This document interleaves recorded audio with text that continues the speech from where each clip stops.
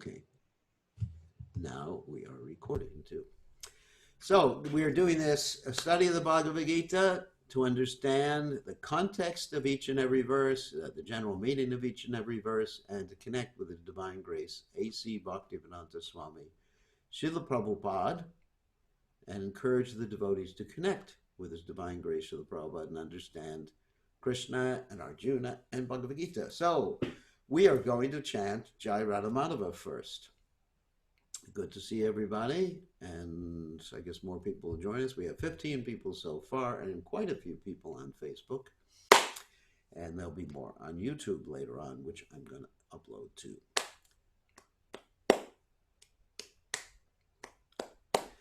Jaya Radha Madhava Kunja Bihari Jaya Radha Madhava Kunja Bihari Gopi Jana Vallabha Giri Varadari Gopi Jana Vallabha Giri Varadari Yashodanandana Brajajana Ranjana Yashodanandana Brajajana Ranjana Yamuna Tira Panachari Yamuna Tira Panachari Jai Hurat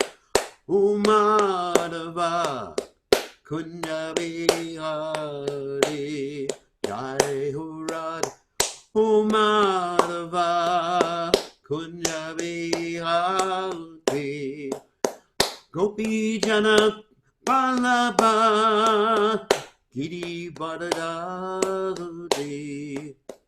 Gopi Jana Vallabha Giri Varadari Yasodanandana Brajajana Ranjana Yasodanandana Brajajana Ranjana Yamuna Tira Vanachari Yamuna Tira Vanachari Jai Hurad Amadava Kunja Bihari Jai Hurad Amadava Kunja Bihari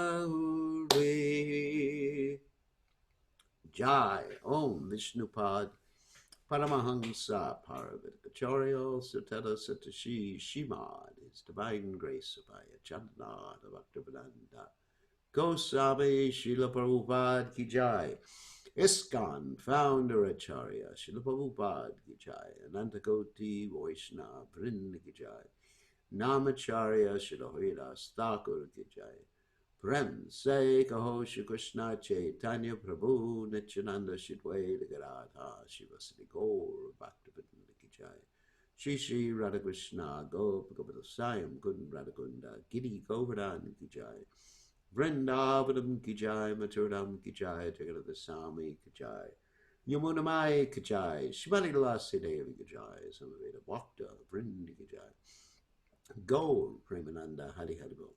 All glory is the assembled devotees, all glory is the assembled devotees, all glory is the assembled devotees, all glories to Shri Guru and Gauranga Srila Prabhupada Ki Jai.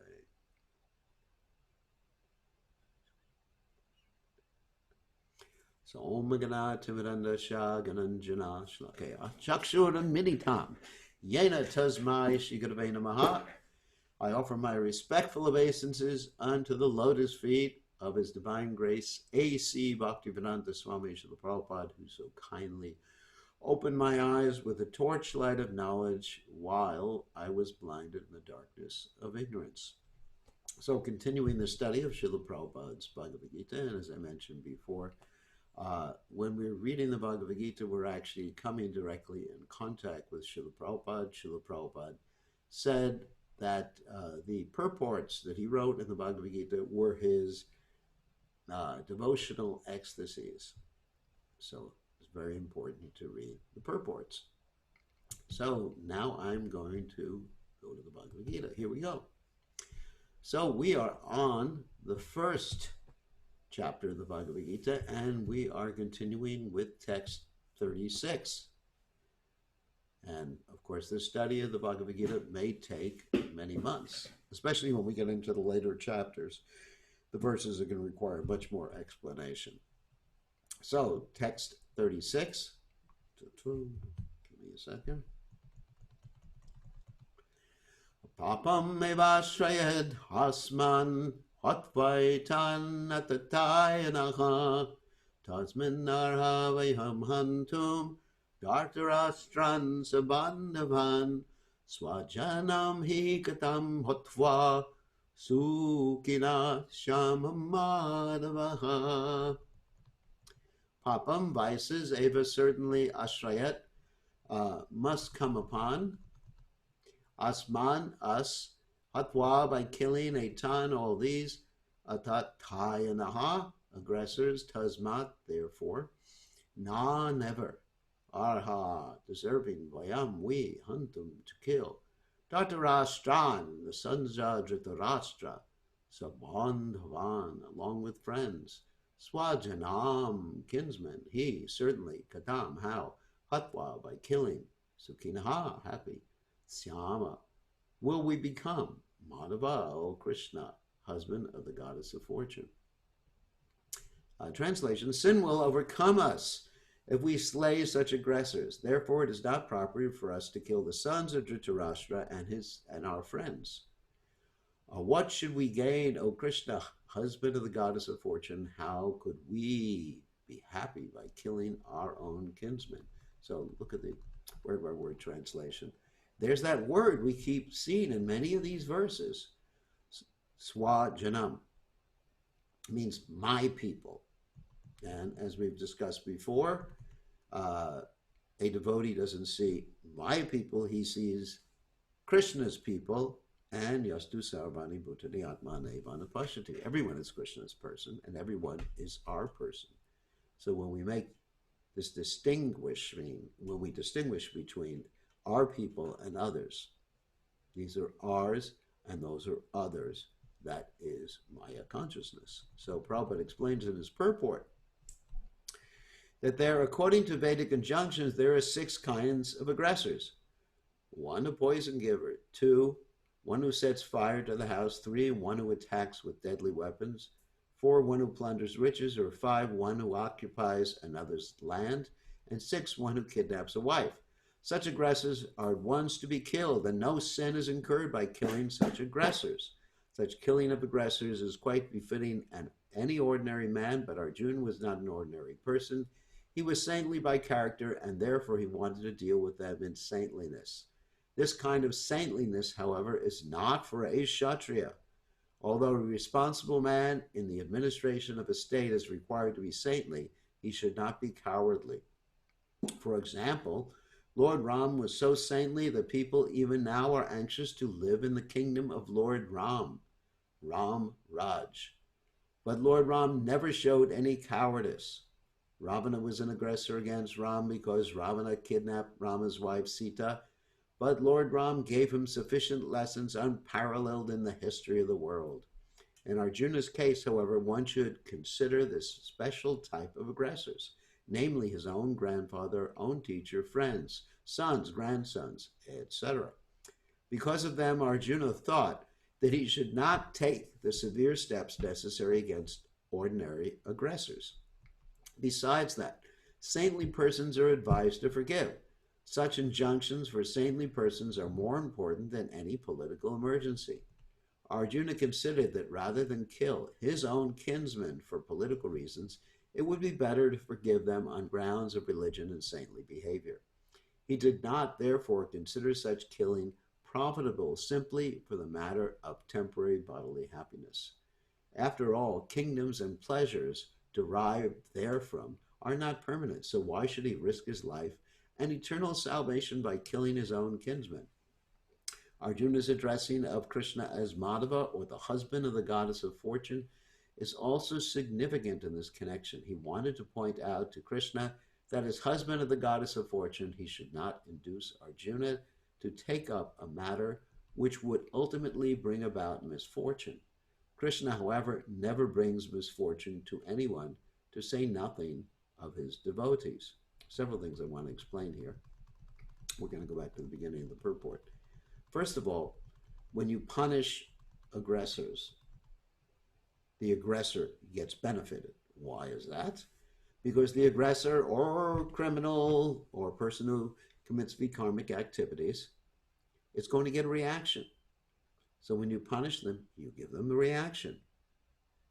Instant reaction or a very quick reaction. They're going to get it anyway.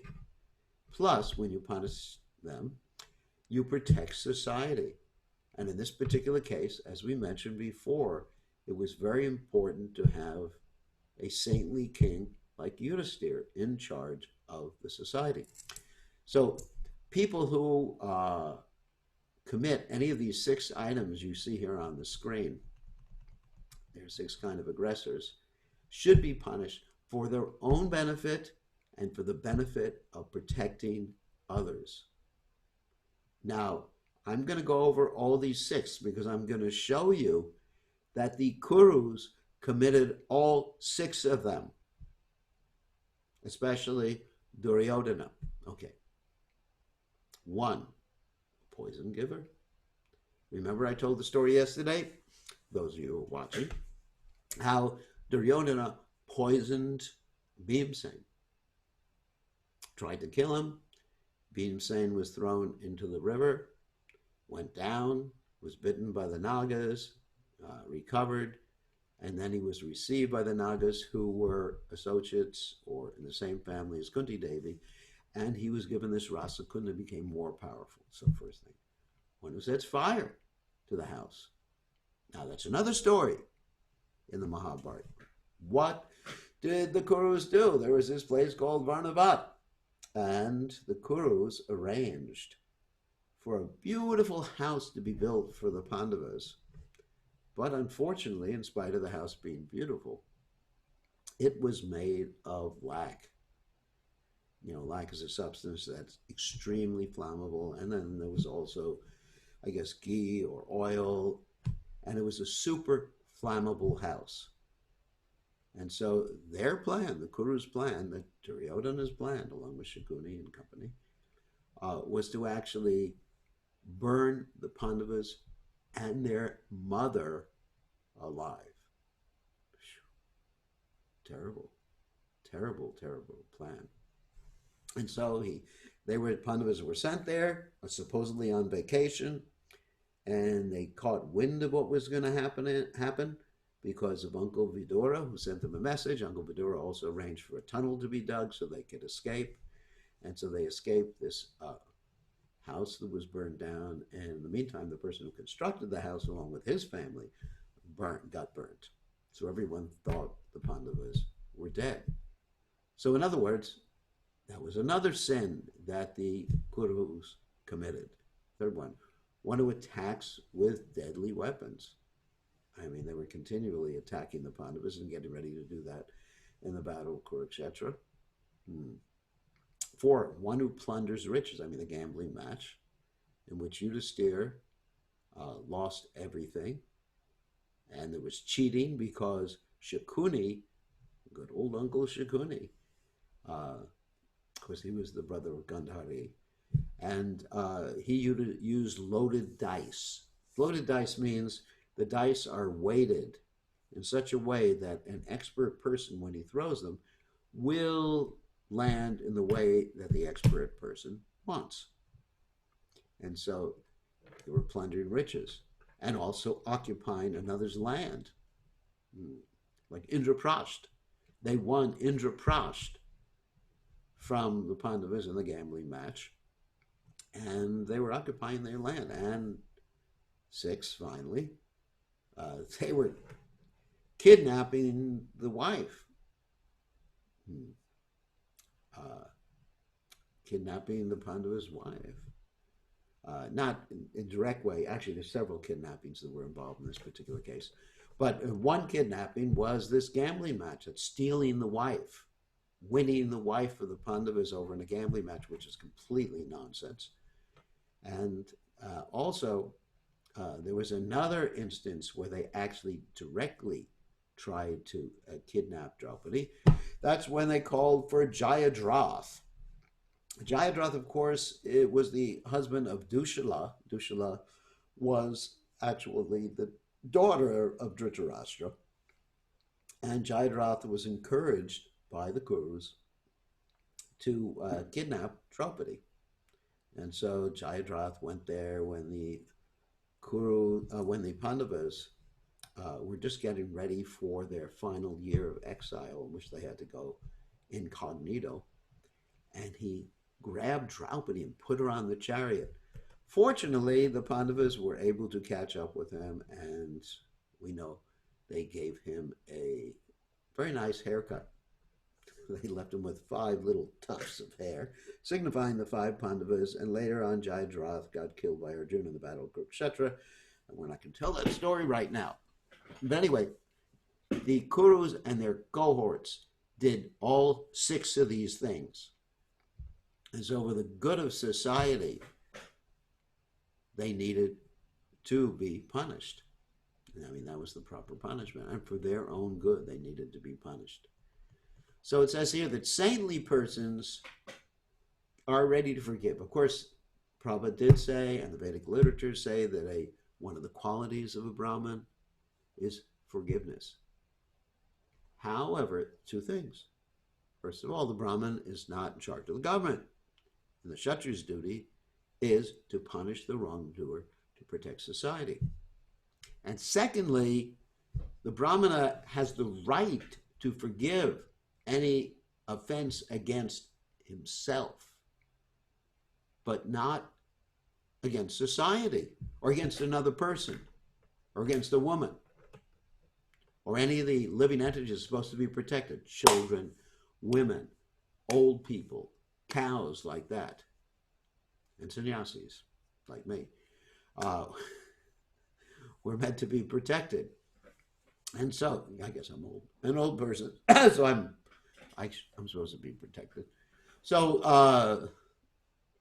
but who will protect society from me? That's another question. So, therefore, the Brahmin, when he sees that others are threatened, then he can act very strongly. Like in the case of Vena, there's one king named Vena who was acting improperly, considering himself to be God. Then the Brahmins actually got rid of him by mantra. They didn't have to pick up weapons or anything like that, but they got rid of him by mantra. And that was very, very good. So the Brahmin is, when someone else is being offended, you can't forgive on behalf of someone else. You can forgive on your own behalf. Someone offends me, okay, no problem, I'm praying for you. Someone offends you, I'm going to protect you. This is a very, very important point. So Arjuna, yes, if he had just been the person offended, fine. But because his brothers were offended, his wife was offended, come on. There's no question of forgiveness on his part. There's a question of actual dharma. What to speak of Krishna's order and Krishna's plan. So anyway, so this is not misfortune. Of course, Arjuna, because he's using the word swajana, he's thinking it's misfortune for him because he won't be able to enjoy with his relatives after he wins the kingdom. And we mentioned that before last night in regard to Facebook, because everyone wants to enjoy with their friends and exhibit their opulences to their friends. Remember I mentioned last night, people go on Facebook, they exhibit their latest hairstyle, not me. They exhibit their latest dress. I see that all the time with my disciples, unfortunately, and with others. So that is called ahankara. If you don't know what ahankara means, have someone else translate it for you. Okay, let's go on to text 37 to 38. Yanyapyate na pasyanti lobopahatta chetasa kulakshaya kritam dosham mitradrohe chapatakam katam nagyayam asmabi papadasman nivartitum kulakshaya kritam dosham prapasyad virjanardana. Yadi, if, api, even, ete, they, na, do not, pashanti, see, loba, by greed, upahata, overpowered, chetasaha, their hearts, kulakshaya, in killing the family, kritam, done, dosham, fault, mitridrohe, in quarreling with friends, cha, also, patakam, sinful reactions, gatam, why, na, should not, gyayam, be known, asmabihi, by us, papat, from sins, asmat, these, nivartatum, to cease, kulakshaya, in the destruction of a dynasty, kritam, done, dosham, crime, prapasyadhi, by those who can see, Janardana, O Krishna. O Janardana, although these men, their hearts overtaken by greed, see no fault in killing one's family or quarreling with friends, why should we, who can see the crime in destroying a family, engage in these acts of sin? So Prabhupada explains that a Kshatriya is not supposed to refuse to battle or gamble when he was so invited by some rival party. So this is one reason why Arjuna should fight. Another reason is the Kshatriya is not supposed to refuse to lay down the law, because the people who have to be punished are his family members. Now you see this in the modern day and age, and I'm not going to use names. I'm not going to be political here. That if someone, let's say, commits some crime and he happens to be the buddy of a prime minister, president, whoever, see, I'm not making direct reference, then this person gets let off, pardoned, or, as we see in the case before, the judge is influenced, or the Department of Judgment is influenced, so the person doesn't get prosecuted. So Arjuna is actually, it's like nepotism. Yes, it's like nepotism. Nepotism means favoring one's relatives. That Arjuna is not ready to lay down the law because they're his relatives. So here's another point, that a Kshatriya, when he's challenged to battle or gamble, he has to participate in that. Arjuna could not refuse to fight because he'd been challenged by the party of Duryodhana. In this connection, Arjuna considered that the other party might be blind to the effects of such a challenge. Arjuna, however, could see the evil consequences and could not accept the challenge. Obligation is actually binding when the effect is good, but when the effect is otherwise, then no one could be bound. Considering all these pros and cons, Arjuna decided not to fight. So Arjuna thought the effect was not going to be good. And we mentioned this before as far as obligation. One of the first classes, we talked about Grandfather Bhishma's obligation because he tried to keep his obligation to support the king. That had a bad result. So that obligation would not be binding. So in this particular case, the obligation would have a good result, but Arjuna doesn't understand it at this particular point. Punishing miscreants has a good result. Forgiving them does not have a good result, particularly when someone has done something so heinous as the Kurus had done. So anyway, so Arjuna is thinking like this, it's not going to be a good result, everybody's going to be killed, and Krishna had another plan. And also Krishna's plan was to get rid of all the demonic forces on the earth, because all the demons had taken birth on the earth in Kshatriya families. So there's also a bigger plan behind the whole thing, not just establishing a saintly king or good versus evil, but actually cleansing the earth planet. It was time for a cleansing. Okay, next verse is Kulak Sheye Pranashyanti Kula Dharma Sanatana Dharme Nashte Kulam Kritsnam Adharmo Bhavat Yuta. Kulakshaya, in destroying the family, Pranashanti becomes vanquished, Kula Dharma, the family tradition, Sanatana, eternal, Dharma, religion, Nashte, being destroyed, Kulam, family, Kritsnam, whole, Adharma, irreligion, Abhivavati, transformed, Uta, it is said. With the destruction of a dynasty, the eternal family tradition is vanquished, and thus the rest of the family becomes involved in irreligion.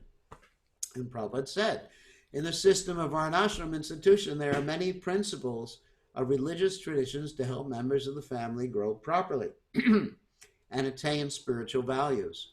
The elder members are responsible for such purifying processes in the family, beginning from birth to death. But on the death of the elder members, such family traditions of purification may stop, and the remaining younger family members may develop irreligious habits and thereby lose their chance for spiritual salvation. Therefore, for no purpose should the elder members of the family be slain. This is Arjuna's argument. However, there's a counter argument. The counter argument is, in this particular case, the eternal family tradition has already been lost. And whatever tradition they had, the Duryodhana, Dhritarashtra, who was the elder in the family, and grandfather Bhishma, who was contaminated at this particular point, is already lost. So it requires a rebirth. If you understand anything about the Battle of Kurukshetra, basically the whole dynasty was destroyed. Everyone. Even Arjuna and the Pandavas were not genetically members of that dynasty, although they were considered members of the dynasty because, all right, let me explain, because Pandu was married to Kunti. But none of Kunti's 5 children were genetically connected to Pandu, the husband. Now, why is that? Because Kunti had the children, and Kunti was from another family. Kunti had the children from different demigods. You know, Yamaraj and Vayu and Indra and the Ashwini Kumaras, 2 from them. So basically, it required that the dynasty be finished because the dynasty had been polluted, contaminated. So Arjuna's statement is true, but in this particular case, it doesn't apply. Everybody understands that? Very important. Destruction of the dynasty, yes, it's true, is vanquished. But if your family tradition is non-eternal, is not dharmic, I mean, what is the family tradition right now, or in this particular case, this scenario of the Kurus? It's one of envy, it's one of exploitation, it's one of adharma or irreligion. So we want that to be destroyed. It's already irreligion. So we need a rebirth. You know, sometimes when you get old, you need a rebirth, right? When your car gets old, you need a new car. So the society needs to be reborn at this particular case. So Arjuna's argument's right, but it's wrongly applied. So he's not using wrong arguments. He's just not applying them in the proper context.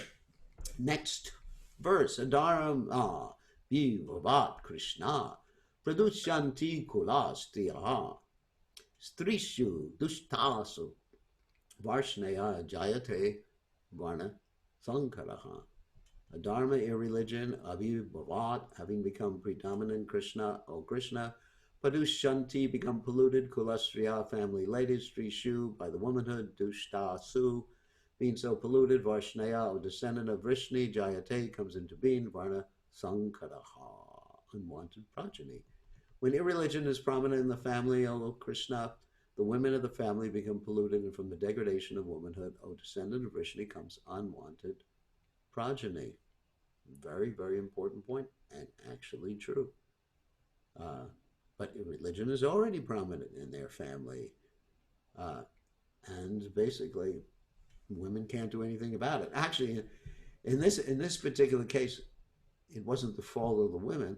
The men had become polluted, and the women weren't able to stop them. The same thing happened in the Ramayana, which is actually interesting. That Ravan certainly was very polluted, but Mandodari, his wife, was not. She knew better. So the women were more intelligent than the men. So, but generally in the Vedic society, it's important for the women to be protected by good men. And if there's no good men, then the women will have to learn to protect themselves, which is happening in modern society right now. Good population in human society, the basic principle for peace, prosperity, and spiritual life, progress in life. The Varnashram religion's principles were so designed that the good population would prevail in society for the general spiritual progress of state and community. Such population depends on the chastity and faithfulness of its womanhood, as children are very prone to be misled. Women are similarly very prone to degradation. Therefore, both children and women require protection by the elder members of the family. This is not a slight on women. It's a slight on men, because men can cheat the women all the time. And Prabhupada was very explicit about this. By being engaged in various religious practices, women will not be misled into adultery. According to Chanakya Pandit, women, this is material women, not spiritual women, are not very intelligent, therefore are not trustworthy. So the different family traditions and religious activities should always engage them, and thus their chastity and devotion will give birth to a good population eligible for participating in the Varnashram system. On the failure of such Varnashram dharma, naturally the women become free to act and mix with men, and thus adultery is engaged in. At the risk of unwanted population, irresponsible men also provoke adultery in society, and thus unwanted children flood the human race at the risk of war and pestilence. Actually, the men actually want women to be loose so they can exploit them and not take responsibility. Prabhupada was very, very clear about this point. So in the Vedic society, having wanted progeny, wanted children, and in the Vedic society, when the man and woman would engage in sex, they would actually pray for the proper type of soul to take birth. And so Arjuna here is very concerned about women being protected, which is actually a valid concern, a very valid concern. And certainly after the battle of Kurukshetra was over, Yudhisthira made that arrangement.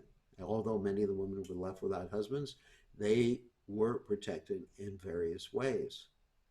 Women can be protected by a son or his father or children, like their husband,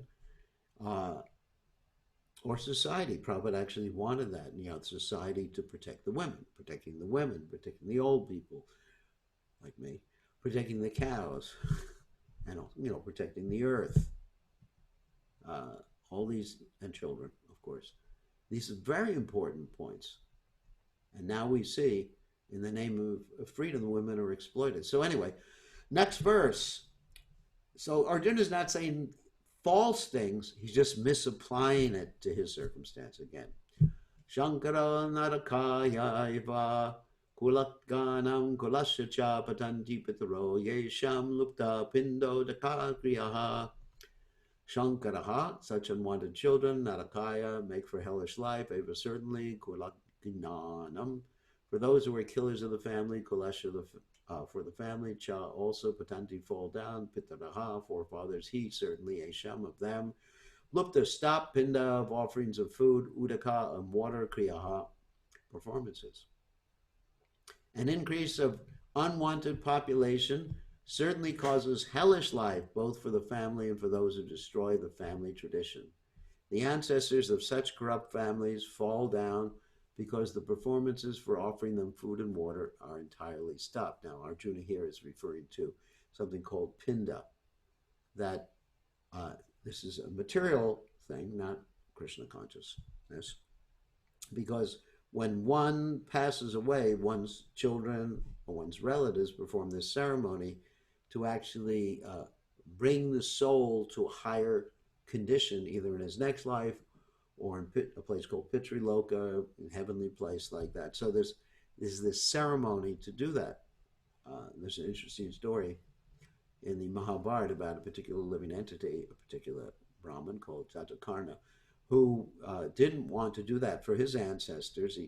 Actually, part of that is getting married. And his ancestors were going to suffer, and eventually he agreed to get married. There's a whole story about that in the beginning part of the Mahabharata. So, what do we do about that? Uh, we can save our ancestors by becoming Krishna conscious. One becomes Krishna conscious, like Prahlad Maharaj. He's Krishna conscious. He saved his father, Hiranyakashipu, and many, many generations, backwards, forwards, horizontally, were saved. So that's how we take care of that. So as far as unwanted population, Duryodhana was certainly an unwanted population. I mean, the Kurus were certainly unwanted. Everything, the family was already corrupt. Arjuna is using good arguments in the wrong situation again. According to the rules and regulations of fruitive activities, there is a need to offer periodical food and water to the forefathers of the family. This offering is performed by worship of Vishnu because eating the remnants of food offered to Vishnu can deliver one from all kinds of sinful actions. Sometimes the forefathers may be suffering from various types of sinful reactions, and sometimes some of them cannot even acquire a gross material body and are forced to remain in the subtle body as ghosts. Thus, when remnants of prasadam food are offered to forefathers by descendants, the forefathers are released from ghostly or other kinds of miserable life. Such help rendered to forefathers is a family tradition, and those who are not in devotional life, remember, Prabhupada says, and those who are not in devotional life are required to perform such rituals. So if you're a devotee, don't have to do it. However, if you're in a society where people will criticize you for not doing it, as many of you are, then do it anyway, but you don't have to do it. Technically, you don't have to do it because you're chanting the whole Lord's holy names. You're liberating everybody, liberating the whole universe by the chanting. One who is engaged in devotional life is not required to perform such actions. There it is. Simply by performing devotional service, one can deliver hundreds and thousands of forefathers from all kinds of misery. It is stated in the Bhagavatam in the 11th chapter, 11th canto, 5th chapter, text 41. Devarshi bhutapta nrinam pitrinam nakinkaronayam rini charajan sarvatmananya sharanam sharanyam gato mukundam harirrityakartam.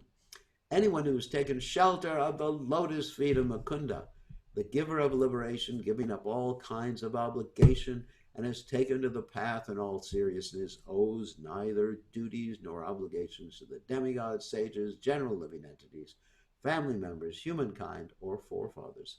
Such obligations are automatically fulfilled by performance of devotional service to the Supreme Personality of Godhead. Now, that is an absolute fact. As I mentioned, if you're in a society, people will criticize you for not doing those things. Just do it so people won't criticize the devotees. But do it in a devotional way. In certain countries, which shall remain nameless, Fiji, for example, they do this ceremony by leaving out on a plate, not offering to Vishnu, but leaving out on a plate under a tree what the person liked to eat before he died, or what the person liked to do. So they would leave cigarettes and fish on a plate, thinking that's the right way to honor your forefathers. Well, guess what? Your forefather went to hell because he was smoking cigarettes and eating fish, eating meat. So you're helping him stay there. That's true. And then ultimately, the person who eats all those things you leave under a tree, probably a dog. So that's not the Vedic system. You're supposed to go to a Brahmin and do the sacrifice. I mean, if you're not a devotee, you have to do this. And you feed the Brahmin and you offer food to Vishnu Prasad. That's the only way to do that sacrifice. And that's why it's necessary to have people who do it for you. If you're not a devotee. If you are a devotee, don't worry about it. So, next verse. This is very interesting. Dosharitai kulajnanam varna sankarakadakahi usadyante jati dharma kuladharmascha shashvataha. Doshai, by such faults, etai, all these, kulakranam, or the of the destroyers of the family, Varna Sankara, of unwanted children, Karakahi, which are causes. Utsadyante are devastated. Jati Dharma, community projects. Kula Dharma, family traditions. Cha also. Saswataha, eternal. By the evil deeds of those who destroy the family tradition and thus give rise to unwanted children, all kinds of community projects and family welfare activities are devastated. Good argument, wrong circumstance. Community projects for the four orders of human society combined with family welfare activities as they are set forth by the institution of Sanatana Dharma or Varnashram Dharma. Sanatana Dharma means eternal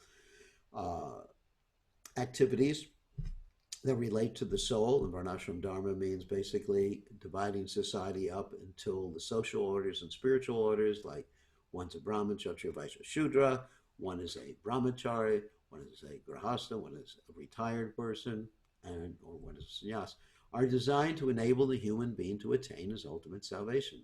Therefore, the breaking of the Sanatana Dharma tradition by irresponsible leaders of society brings about chaos in that society, and consequently, people forget the aim of life, Vishnu. Such leaders are called blind, and persons who follow such leaders are sure to be led into chaos. And that describes Duryodhana and Dhritarashtra. Therefore, you need a change. Obvious. And Arjuna is just not getting it at this point. He's thinking, he's bewildered. He's thinking it will create more irreligion by leaving the present people in the government. You know, it's like you leave the fox in the hen house, is a typical example. It's better than getting rid of the fox.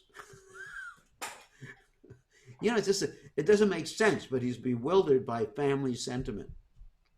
It's like saying, you know, don't disturb the fox. You know, at least the chickens will be peaceful. I mean, I just don't get Arjuna's application of his arguments. But this is what happens when one's in Maya or illusion. But this Maya or illusion that Arjuna is in is directly arranged by Krishna, so the Bhagavad Gita can be spoken. Try to remember that. So Arjuna is misapplying things. Utsana kula dharma nam manushanam janardana narake niyatam vasho bhavat ityanu shushuma. Utsana, spoiled, kula dharmam, of those who have the family traditions, manushanam, of such men, Janardana, Krishna, Narake, and hell, niyatam, always, vasha, residence, bhavati, it so becomes, iti thus, anushushma, I've heard by disciplic succession. O Krishna, maintainer of the people, I've heard by disciplic succession, those whose family traditions are destroyed dwell always in hell. So, guess what? Family traditions are already destroyed. It's already hell. Arjuna bases his arguments not only on his own personal experience, but on what he has heard from the authorities. This is the way of receiving real knowledge. One cannot reach the real point of factual knowledge without being helped by the right person who is already established in that knowledge. There's a system in the Varnashram institution by which before death one has to undergo the process of atonement for sinful activities. One who is always engaged in sinful activities must utilize the process of atonement called the prayaschitta. Without doing so, one will surely be transferred to hellish planets to undergo miserable lives as a result of sinful activities. If you're a devotee, don't have to do prayaschitta. Actually, it's stated in the 6th canto of Srimad Bhagavatam that the best type of atonement is the chanting of the Lord's holy names. In other words, you don't have to engage in some, like they did in the Christian world, some self-flagellation, you know, beating yourself with a chain or torturing yourself like that. Atone for your sins. You hear this many times from preachers. Atone, the day of judgment is upon you. Atone, sinner, atone. No. Chant the Lord's holy names and Krishna takes care. Ham tvam sarvapapavibhyo mokshayashyami masu chaha. So the point is, Uh, if one wants factual knowledge, one has to apply the knowledge. That is jnana and vijnana. Vijnana means to apply what you've learned, not just theoretical. So Arjuna's problem is he's not applying the knowledge properly. His vijnana is off. His jnana is fine, but vijnana, realization, not so good. Next verse. Aho bata mahatpapam kartam vya vasatavayam yadraja thukalopena hantum swajanam udyataha. Aho, alas, bata, how strange it is, mahat, great, papam, sins, kartam, to perform, vivasataha, have decided, vayam, we, yat, because, raja sukha lobena, driven by greed for royal happiness, hantum, to kill, swajanam, there's that word again, kinsman. You'll find this word, swajanam, used so many places in the beginning of the Bhagavad Gita. It's my people, my people, my people, my people. Udyataha, trying. Alas, how strange it is that we are preparing to make greatly sinful acts driven by the desire to enjoy royal happiness. We are intent on killing our own kinsmen. If it was someone else's kinsman, Arjuna wouldn't have that problem. So one has to be ready. Even if one's relative is a criminal, you have to be ready to have him treated fairly by the law, even if you're in charge. If you're a judge, for example, and your, let's say, son comes up and he's committed some crime, of course, you shouldn't judge him. That's a conflict of interest. You turn it over to someone else. You don't let him off scot-free. And so Arjuna was like the judge who wanted to let his friend off scot-free. So purport, driven by selfish motives, one may be inclined to such sinful acts as the killing one's own brother, father, or mother. There are many such instances in the history of the world, but Arjuna, being a saintly devotee to the Lord, is always conscious of moral principles and therefore takes care to avoid such activities. Obviously, we don't kill our brother, father, mother, like that. I mean, obviously, we don't do that. And Prabhupada here is making direct reference to this person, Aurangzeb. Yeah, one of the Mughals who actually destroyed so many temples and killed so many Hindus. And Aurangzeb actually imprisoned his father, Shahjahan, and killed his brother to take over the kingdom. And he destroyed the whole dynasty actually by killing all the relatives except for himself, killing all the other Mughals who may have been his competitors. But as far as Arjuna's case is concerned, he would have to see people equally. He's still seeing I and mine or my relatives. Text 45. I think this is the last text we'll read, and then we'll take questions. Yadimam apratikaram shastram shastrapanayaha datarastra hanyus tanme kshemataram bhavet. Yadi, even if, me, apratikaram, without being resistant, shastram, without being fully equipped, shastrapanayaha, those with weapons in hand, datarastaha, the sons of Dhritarashtra, Rene, on the battlefield, Hanyu, may kill, Tat, that, may, for me, Shema, Taram, better, Babet would be. Better for me, if the sons of Dhritarashtra, weapons in hand, were to kill me unarmed and unresisting on the battlefield. Whew. Sentimental. It is the custom, according to Kshatriya fighting principles, that an unarmed and unwilling foe should not be attacked. Arjuna, however, decided that even if attacked by the enemy in such an awkward position, he would not fight. He did not consider how much the other party was bent upon fighting. All these symptoms are due to soft-heartedness resulting from his being a great devotee of the Lord. So his soft-heartedness is good. That's fine. Sentiment is not bad. But there's something higher than the sentiment, which is the intelligence. That's why, according to this very nice metaphor, we have to control the senses and the mind with the intelligence. And the metaphor is as follows.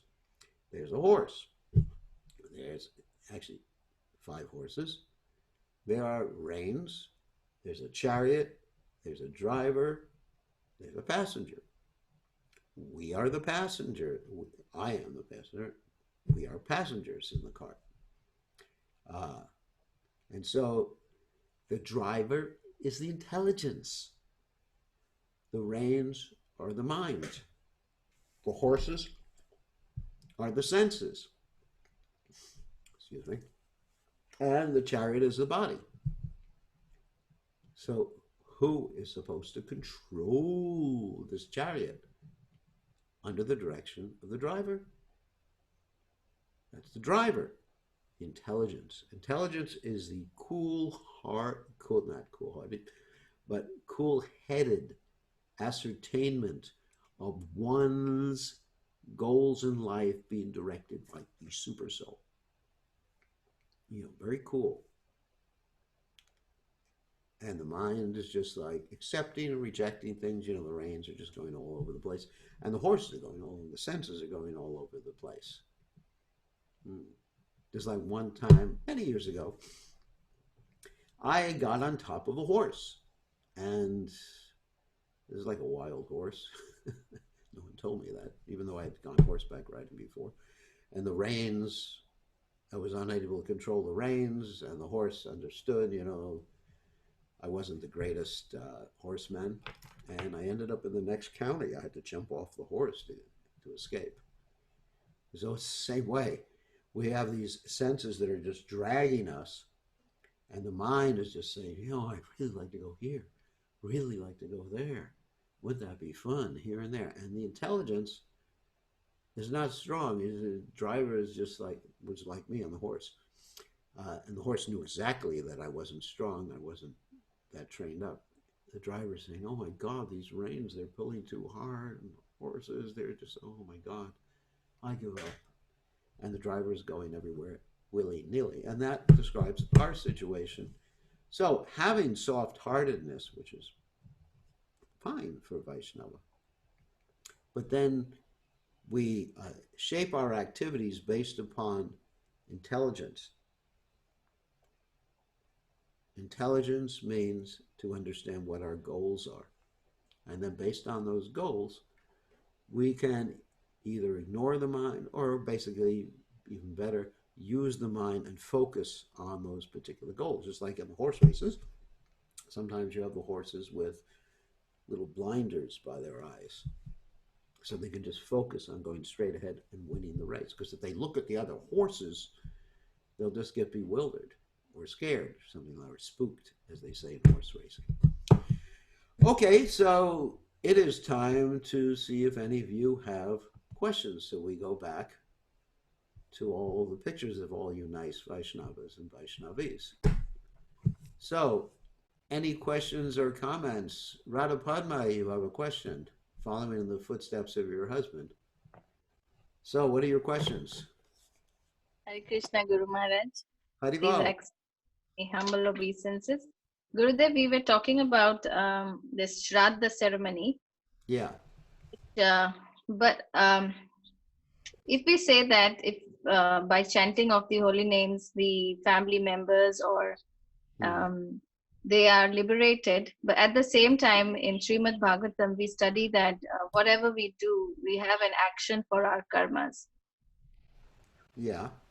Then what happens? Like there's this liberation on one side and karmic reaction. Karma is eradicated for a devotee.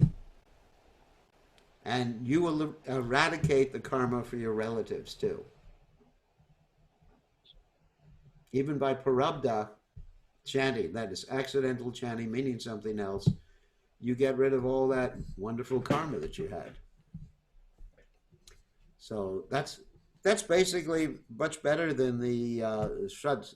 You call it Shraddha ceremony because you don't pronounce the A. But any Shraddha, I pronounce it Shraddha because that's the proper pronunciation.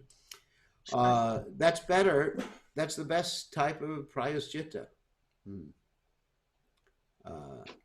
And that's described in the Srimad Bhagavatam, in the 6th canto. Let me remember the verse. Tasmat sankirtanam Vishnu jangamang anghasam hatam apikoravya vijakantaka nishkritam. Interesting verse. That the Sankirtan is the topmost form of atonement, prayaschitta, whatever, even for yourself and for your relatives. We have to have faith in the holy names. However, because you live in a society where people will criticize you if you don't do the Shraddha ceremony, you can do it. Advaitacharya did the Shraddha ceremony, but he also fed Haridas Thakur with the Shraddha plate. But it's not necessary for Vaishnavas because you're already liberating your ancestors and your relatives. Thank you, Guru Maharaj. Okay, thank you. So, I saw Veda. Guru Maharaj, Yeah. Okay. my question is how to check Oh, it's the Praneshwara. You're always the in the dark. sentiment. You're always in the dark, Praneshwara. I knew you were on lockdown, but I didn't know you were in solitary confinement. Actually, I just What's because that? my question is how to check the sentiments that I have is on illusion, they are self-hearted, soft-hearted. How to check the sentiments. That's actually very good. You don't have to check your sentiments. You can have the society of devotees and reveal your sentiments. I mean, it's natural to feel soft-hearted. I mean, it's complete. Arjuna's feelings were good. Like a judge in a court case, let's say, I mean, let's use a simple court case. Let's say someone was speeding and they got it. We have a devotee here who was caught speeding. She was doing 100 miles an hour. Now, for those of you who think about kilometers, that's about 170 kilometers an hour, 180 kilometers an hour. So she had to go before the judge, and the judge was certainly soft-hearted, and the judge felt sorry for her, but, he still had to lay down the law. He still had to, of course, she's getting off pretty easily. I mean, if I had done that, I would have lost my license, but because I wasn't a young lady, then I didn't lose my license. Then, because she was a young lady, she didn't lose her license. So that's an example of sentimentality. Okay? So we just use our intelligence, make it strong. What's the right thing? Just think about what is the right thing to do. And sometimes the right thing is the same thing as we feel. And sometimes the right thing to do is the opposite of how we feel. So we should always do the right thing, proper. What is the right thing is for the best interest of everybody, including ourselves. And that's the standard. All right? Pranesh, thank you for joining us from India, So, Rishikesh, I think you have a question? Yes, Gurudev. I just wanted to understand the action of Vishnu Mahatma, Vishnu Dev. Yeah. He was in full knowledge, transcendental knowledge of the position of Krishna and the Dharma and everything. But still he did not protect Draupadi. Why is it like that? I mean, why? In the previous class I explained that, first of all, he was eating food cooked in the kitchen of Duryodhana, and as a result his mind became wicked. That's one point. His mind became wicked, and I even mentioned that he and Kripacharya, as well as Dronacharya, became possessed by entities. That's mentioned in the Mahabharata. And I did tell that story the other day. Another reason is that he was very proud of always keeping his promise. His promise was to never disagree with whoever was the king of Hastinapur, to always support the king of Hastinapur. He had promised that to his father when he was arranging his father's marriage. His father was Shantanu. His father's marriage was Satyavati, whose son was supposed to take over the kingdom, which never really happened for a variety of reasons.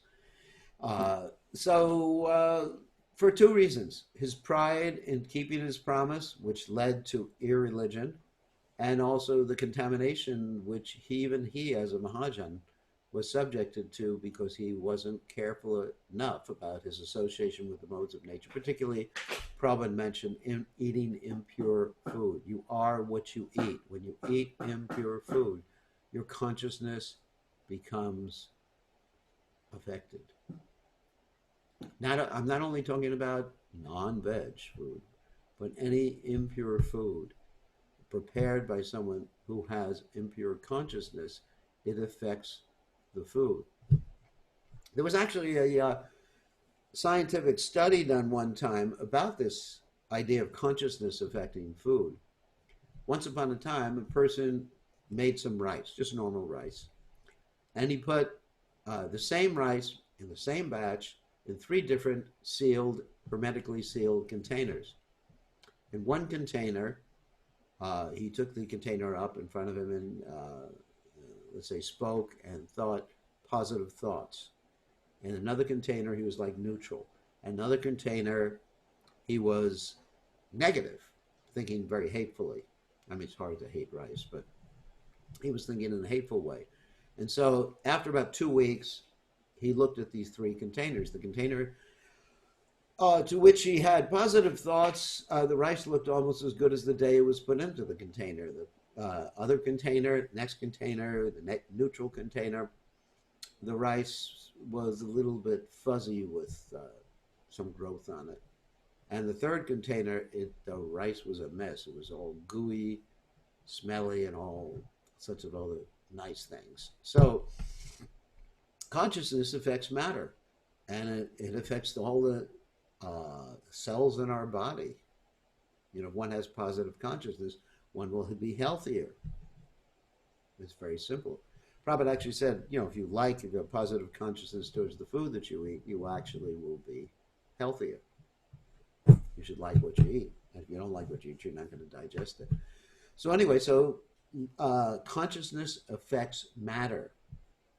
And quantum theory accepts that particular point, that, you know, that consciousness affects subatomic particles. It's quantum mechanics. If any of you are interested in that, I can talk about that at some other time. But, you know, just the act of measurement or consciousness affects particles on the subatomic level. So, what's another question? Hey, Hare Krishna. Well, Divya. humble obeisances. Well, glory to Srila Prabhupada. Good Thank to see you so much. Good to see you too. Thank you for doing this wonderful Gita classes. I'm thoroughly enjoying it. I have a question regarding the 6 grasses that were mentioned earlier. And in Krishna book, Krishna, when he let Kaliya go, although Kaliya had poison that he was emitting. And I know that because of his wives that they stopped him from killing him. But I mean, if that wasn't the case, he would have definitely killed Kaliya. Yes. Right. Okay, I was just thinking about that because I was like, hey, he was emitting poison, so he was saved by his wives. Yeah, that was his nature. He was emitting poison. His wives were pure devotees of the Supreme Personality of Godhead. They prayed for him. And ultimately, Krishna had another mission for him, too. Krishna sent him to Fiji. Those of you watching from Fiji will understand what I'm talking about. Krishna sent him to Fiji to protect the devotees. One interesting thing happened in Fiji was that once upon a time, there were some people who were inimical to Krishna consciousness, and they threw a firebomb at our temple. And it burned half the temple. Of course, not the deities, but the fire brigade, that's the firemen, came there and they protected the temple. Then after that, the 5 people who participated in that act of violence against the temple died by different causes over the next 2 years. You know, someone died in an automobile accident, someone died from disease. All 5 of them passed away. And then the native chieftain, because Fiji at that time was actually ruled by different chiefs of different villages. One of the main chiefs had a dream, and Kaliya appeared to him in the dream and said to him that if you mess with my devotees again, I'll kill every one of you. So Kali became a devotee. You know, we all did so many things before, you know, isn't it? And so Krishna will forgive us if we repent. Krishna was willing to forgive Duryodhana. Remember, Krishna gave Duryodhana opportunities. At the end, he even told Duryodhana that the Pandavas would accept 5 villages. And you can continue ruling the kingdom. And Duryodhana said, I'm not going to give the Pandavas even as much land as can fit on the head of a pin. So, I mean, Krishna really gave him a lot of opportunities, whereas Kaliya, he surrendered pretty easily. I mean, I don't know if it's easy, Krishna smashing all your heads, but it was just one time, you know. You know, Krishna didn't have to do too much. He just had a rasa dance on Kaliya's head, and then Kaliya surrendered. So it's a different. Duryodhana had a lot of good advice throughout his life. He was exposed to Krishna. He saw Krishna's universal form when he tried to capture Krishna, when Krishna tried to make sort of a truce between all the parties. Then Duryodhana tried to capture Krishna. Krishna exhibited his universal form. And Duryodhana still didn't surrender. Whereas Kaliya, he surrendered at first instance, his first encounter with Krishna. This is a little different. Okay? Mm-hmm. So, one more question. And tomorrow night we're going to have the same thing, same time, same station. Every night. Krishna Gurudev. Uh-oh. I hear that familiar voice. Nalini Kant. Okay. And Radha Padma is covering her face. Oh no, it's him again. So, Nalini Kant, so what is it? Hare Krishna Gurudev, regarding the Shraddha ceremony, so Yeah. can we say that it's a devotional service, one of the devotional service activities? Because we are doing it for the departed. Do it in devotion and use it for preaching, yes. Okay. Gurudev, one more question can I ask, or should I leave it for tomorrow? No, you can ask. Gurudev, like in case of Narada Muni, we know that from the scriptures that he was Gandharva, and then he became a maid servant, and then became Narada. So how about Arjuna? Like, is he in his constitutional position, or do we know anything about his? No, Arjuna is always Arjuna. Arjuna is always one of the associates of Krishna. He never became Arjuna. Okay, just like Nanda Maharaj and Yashoda Mai. Yeah, they are like always they're that's constitutionally whoever they are. They are constitutionally Nanda Maharaj, Yashoda Mai, always the mother, always the father of Krishna. And the other mothers and fathers of Krishna are expansions of them, such as Vasudeva and Devaki. Okay. And Gurudev, there's no question that they became Anandaja. They're eternally.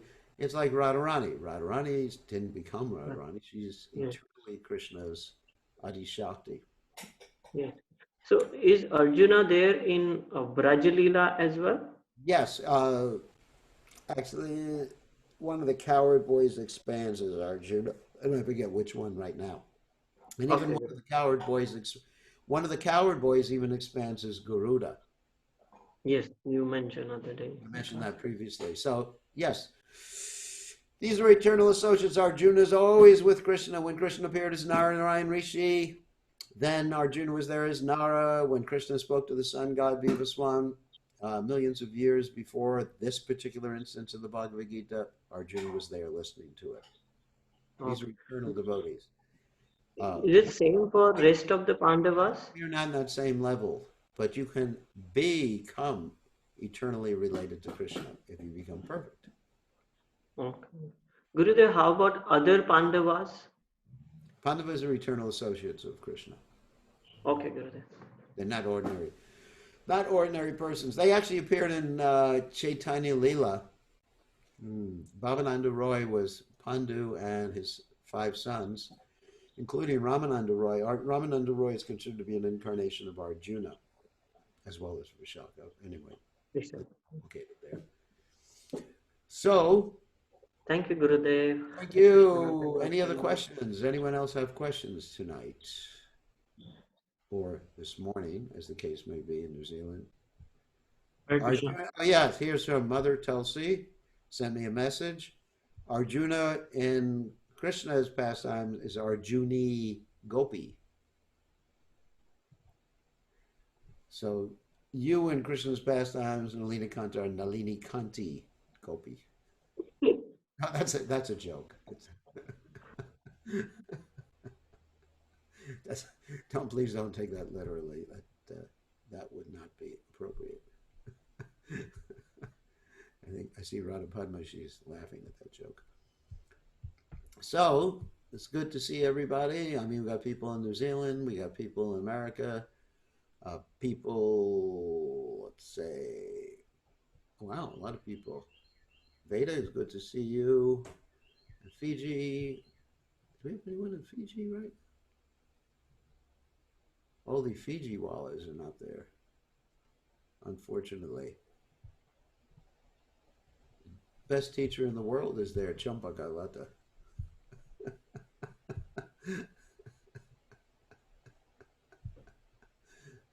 Okay, I think we should end, so we'll see everybody tomorrow evening. Thank you very much.